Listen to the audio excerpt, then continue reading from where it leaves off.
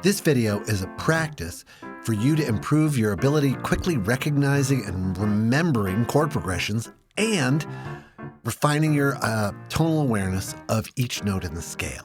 This was suggested by someone who commented that they just wanted to practice without all the talking and stuff. So here you go. And if you've got a request, drop it in the comments. This is a follow-up to my video on the Axis of Awesome chord progression, where we got deep into the 6, the 1, the 5, and the 4 chord. If you're feeling a little lost on that already, go ahead and check out that video. It makes a lot more clear. You can do this practice in a number of different levels depending on your current ability. You can practice recognizing and remembering chord progressions. You can focus on that only. You can use it to identify just the sound feeling of the notes in the scale. And if you're really advanced, you can do them both. And if you're really, really advanced, you can challenge yourself to do both in as few listenings as possible. I'm Hans at tuneindigo.com. Let's begin. I've put a prototype of an interactive version of this with different musical examples up at tuneindigolearning.com. Check out the link in the description if you want more, or if you want to just bag this video altogether and go straight to the interactive stuff. Here's how it works. You'll hear 4 chords played in a row in a musical setting, followed by 2 notes played together. That's what we're going to call the button. Now that bit repeats 4 times per question. On the 4th and last time, I will sing the answers. I'll sing the bass line of the chords, which will give you the chords, and I'll put the Roman numerals on the screen, and then I'll sing the button with the highest note first. There are 5 on this video, and there are 5 on the interactive version. Here's how to get the most out of this for your level. If you're just getting started with holistic ear training, don't worry about remembering the chords. Instead, use the chord progression to help you establish the key and find do. So first, find do. Then isolate one of the 2 notes in the button and sing that.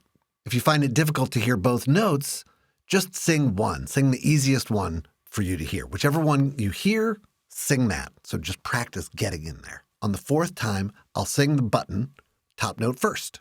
If you are more advanced or simply more interested in chord progressions than the sound feeling of each tone, which is actually more important because it helps you get the chord progression, but if you want to just dive into the chord progression, absolutely you can do that. Listen to the bass notes. You'll have to untangle them from some interference music, right? Because the music is going along being music. You need to dive your ear in, hear the bass notes, sing them back on a neutral syllable first, and then as soon as you can, sing it on solfege syllables, which is how I will give you the answer.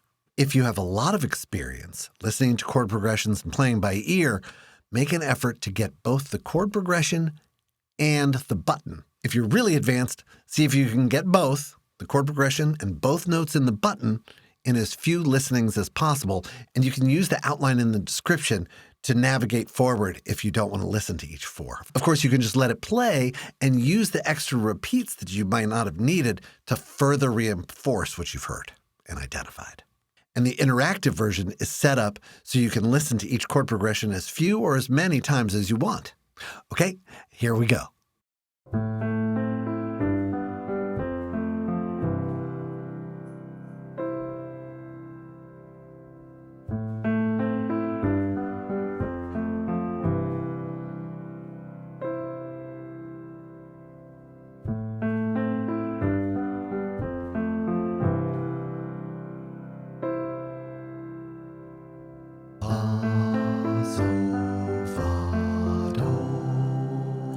Do, mi,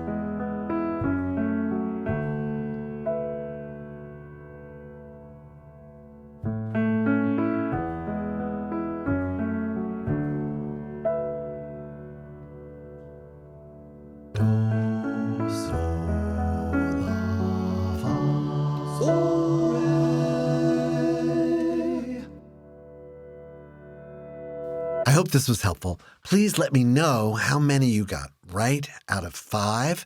And if you want a different style applied to exercises like this, let me know. And if you want more videos that are just a practice with very little explanation, let me know that too. Check out the resources on tuneindigolearning.com. I've got a whole bunch of downloadable guides that correspond to other videos. I really hope that it helps you develop your ear, and the ear is the key to your musical imagination. So my deepest hope is that you start creating your music. Thanks a lot for listening.